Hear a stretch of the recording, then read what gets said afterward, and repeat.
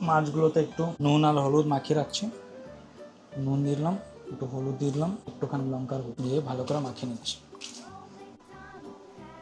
মাখানো হয়ে গেছে, এবার থাকছে একটু ম্যারিনেট হবে। এখানে আছে পোস্ত, 1 চামচ সাদা সর্ষে, 1 চামচ কালো সর্ষে, কটা লঙ্কা, একটুখানি জল দিয়ে দিলাম,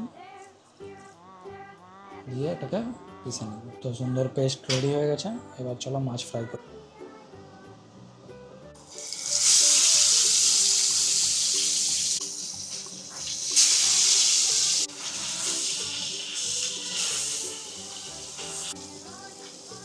মাছটা হয়ে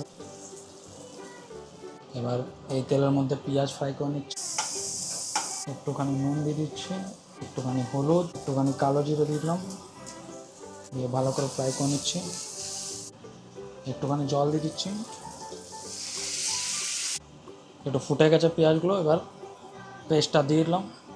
এবার মশলাটা ফুটানো হয়ে গেছে, এবার মাছগুলো দিয়ে দিচ্ছি।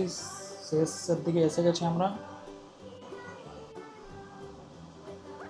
তো সব রান্না ফিনিশ হয়ে গেছে। এবার আমি একটু লঙ্কা দিয়ে দিচ্ছি গার্নিশের জন্য, এটা ঝাল করবে না, আর একটু ধনেপাতা দিয়ে নামিয়ে দিচ্ছি। আবার দেখা হচ্ছে নতুন কোনো রেসিপিতে, ততক্ষণের জন্য বাই, টাটা। রান্নাগুলো কমপ্লিট হয়ে গেছে। আজকে খাবারে আছে মাছ, পকু খাচ্ছে ভেজ তরকারি আর ভাত।